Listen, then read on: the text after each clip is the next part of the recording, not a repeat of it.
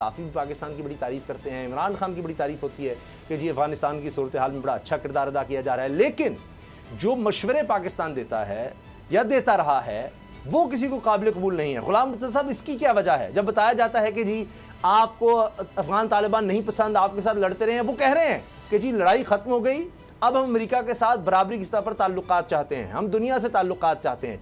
उनका अपना कल्चर, उनके अपना एक जहन, उनका अपना एक अंदाज़ है। उनको कहते हैं हमें डिक्टेट ना करो, पे हमें किस तरह का निज़ाम चाहिए, ये सब चाहिए, वो एक अलग कहानी है। मगर पाकिस्तान ये कहता है कि तरीक़ाकार ये है कि आप एक रिलेशनशिप रखें, आप वहाँ के लोगों के लिए कम अज़ कम एक चैनल ओपन रखें कि वहाँ पर तबाही ना आए, वरना आप सब भुगतेंगे। उस तरफ क्यों नहीं लोग आते? बस ये कह कर जनाब या तो ये प्रोपेगेंडा कर दो कि जी पाकिस्तान सारा कुछ कर रहा है और ये अफ़गान तालिबान जो हैं ये बड़े कोई संगदिल लोग हैं, बड़े करख्त लोग हैं और जनाब इनको तो हम मानेंगे नहीं, और उसके बाद इनसे तो हम किसी तरह डील नहीं करेंगे, ख़जाना भी जनाब हमने दबा लिया है, IMF भी, वर्ल्ड बैंक भी कुछ नहीं करेगा। लोग इसके बाद आप कैसे समझते हैं कि वहाँ पर अमेरिका के ख़िलाफ़ या दीगर दुनिया के ख़िलाफ़ नफ़रत नहीं होगी, जब वहाँ उनके बच्चे भूखे मर रहे होंगे, वहाँ अफलास होगी, और आप उनको कहेंगे कि जी स्कूल खोल दो, ये कर दो, वो कहेंगे पैसे ही नहीं है, कहाँ से करें, तनख्वाहें देने के लिए पैसे नहीं, कहाँ से करें। और आप कहते रहेंगे जी वहाँ पर देखो स्कूल बंद किए जा रहे हैं, जी यूनिवर्सिटियाँ बंद की जा रही हैं, वहाँ खाने के लिए नहीं है, और पाकिस्तान की बात नहीं माननी, कसूरवार पाकिस्तान को ठहराना है।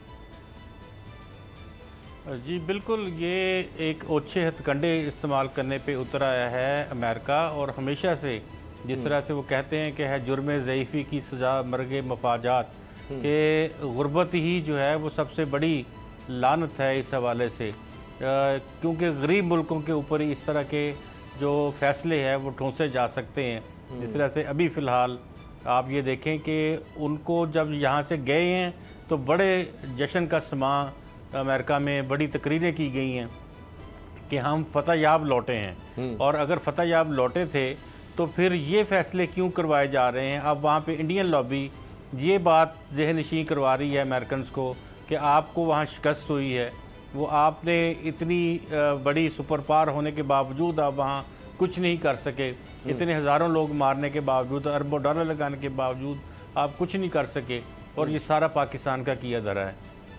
ये उनके पॉलिसी साज़ों को एटलीस्ट उनको इस हवाले से सोचना चाहिए। पाकिस्तान उस वक्त वॉर एंड टेरर लड़ रहा था, इनके साथ मिलकर लड़ रहा था, और अब हमारे बहुत से अवाम के फैक्टर्स वो नहीं चाहते थे कि हम अमेरिका का साथ दें, लेकिन पाकिस्तान की गवर्नमेंट ने ऐसे डिसीजन उस वक्त लिए जो उस मुल्क के लिए लेने ज़रूरी थे, और हमने वो जंग लड़ी, और लड़के कामयाबी से हमने ये इसको इस नहज तक लेकर आए कि दुनिया से दहशतगर्दी का तकरीबन अब हम कह सकते हैं कि 80% तक ख़ात्मा जो है वो हो चुका है जी। लेकिन जो टेररिस्ट माइंड सेट है उसको तब्दील करने के लिए तो इन्होंने यहाँ बैठ के काम करना था, इन्होंने तो कोई काम नहीं किया।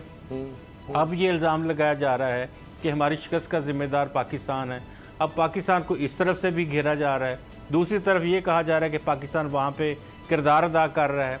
अब ज़बीउल्लाह मुजाहिद साहब ने भी कहा है कि पाकिस्तान की तरफ से हमें कोई मुदाखलत नहीं हो रही है। खान साहब, इमरान खान साहब बहुत अच्छा किरदार अदा कर रहे हैं, तो पाकिस्तान क्या करे, पाकिस्तान किस तरफ जाए? अगर उनको पॉजिटिवली उनके मुज़ाकरात करवाने के लिए पाकिस्तान कोशिश करता है तब भी इल्ज़ाम पाकिस्तान पे, अगर पाकिस्तान पीछे हटता है तब भी इल्ज़ाम पाकिस्तान पे। पहले इनका साथ दिया 20 साल, फिर उसके बावजूद आज हमारी ये हालत है कि ये तो राज़ी नहीं होते किसी तौर पे भी। हमें किसी न किसी एक तरफ जो है बात करनी होगी। और यहाँ खान साहब ने ये कहा था कि अगर मैं उस वक्त वज़ीर आज़म होता तो मैं एक लफ्ज़ जो है उनको कह के यही जो एब्सोल्युटली करके फ़ोन बंद कर देता है और अफ़गानिस्तान पे हमला न करने देता। आज खान साहब आप वज़ीर आज़म हैं, आज आप सबसे पहले फिर पहल कर लें। आज एब्सोल्युटली नॉट का तो फिर यही मतलब है आप तस्लीम कर लें तालिबान की गवर्नमेंट को। आप तस्लीम करेंगे तो पीछे चाइना भी साथ खड़ा है तैयार, रूस भी तैयार खड़ा है, बाकी आपका पूरा ब्लॉक आपके साथ तैयार खड़ा है। इतना हमें ना धक्का दे, कोई और भी पहल किसी को करने दे। हमने अब इस तरह सारे बोझ का अगर ठेका ले लिया तो आगे ही हम पर बहुत ज़्यादा बार हो रहे हैं। मैं उसकी एक मिसाल ये देता हूँ कि जालिम तालिबान है जी, अफ़गान तालिबान बड़े जालिम है, बड़े जालिम है, लेकिन अमेरिका जो है वो चैम्पियन है, क्योंकि उसने एक ड्रोन हमले में, एक हमले में 10 लोग मारे और उसके बाद कई दिन तक खामोशी रही और सब लोग कहते रहे कि जी मासूम, 9 बच्चे उसमें एक ही खानदान के, और एक जो शख्स था वो भी इनके लिए काम करता रहा कारकुन के तौर पर, इमदादी कारकुन के तौर पर। और उसके बाद क्या कहा, एक लफ्ज़, यकीन जाने उनका आर्मी का सरबराह कहता है वी आर सॉरी।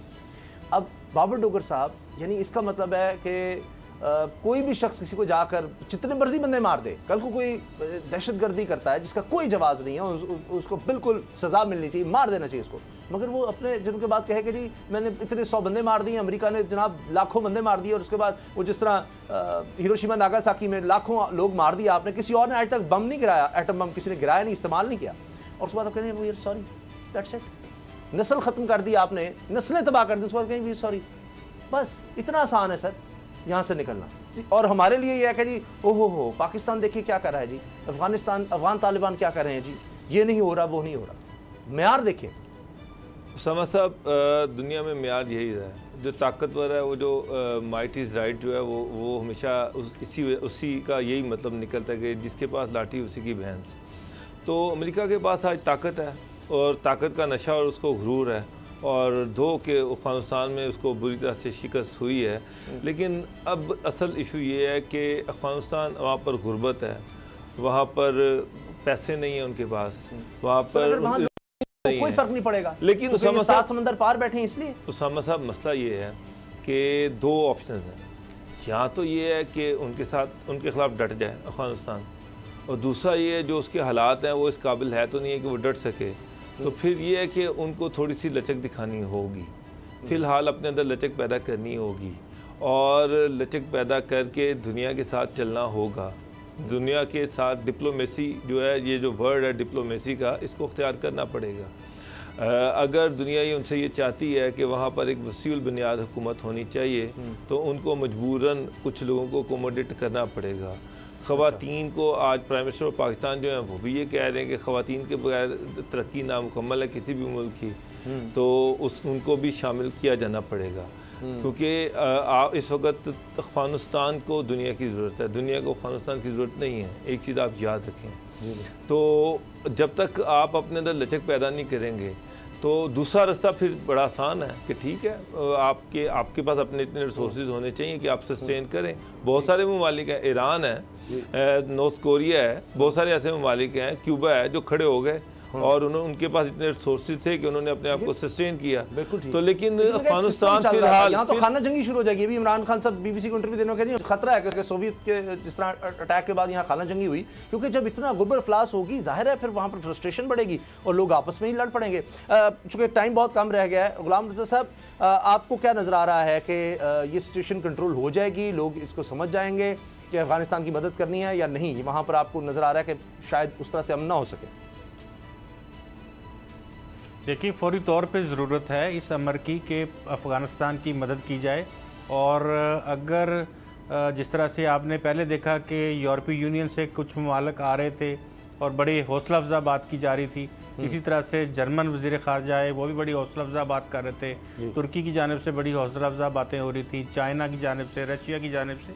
ठीक, अगर अमेरिका और उसके अलाइज जो हैं वो नहीं चाहते तो फिर हमारे इस खित्ते को, क्योंकि इस वक्त खतरात का सामना है और फौरी तौर पर हमें इस खित्ते को महफूज करना है, और इस खित्ते को महफूज करने के लिए हमें जो इस खित्ते के ममालिक हैं उन्होंने क्लोजिंग करनी है। बहुत शुक्रिया, बहुत शुक्रिया। लेकिन आखिर में मैं सिर्फ इतना कहूँगा कि अफगान तालिबान की तरफ से ये इल्ज़ाम लगाया जा रहा है कि वहाँ पर जो हमले हो रहे हैं जिनकी दाइश जिम्मेदारी कबूल कर रही है अफगानिस्तान में, उनके पीछे भारत, फ्रांस और इसराइल, इनकी लॉबीज़ हैं जो चाहती हैं कि जी फिर कोई बहाना बनाया जाए कि जी अमन नहीं है तो जी अमेरिका फिर कोई अटैक करे और इस तरह की सूरत बनाए। ये भी लम्हा फ़िक्रिया है कि जो इल्ज़ाम लग रहे हैं। सब्सक्राइब करें और बेल दबाएं ताकि कोई खबर रह न जाए।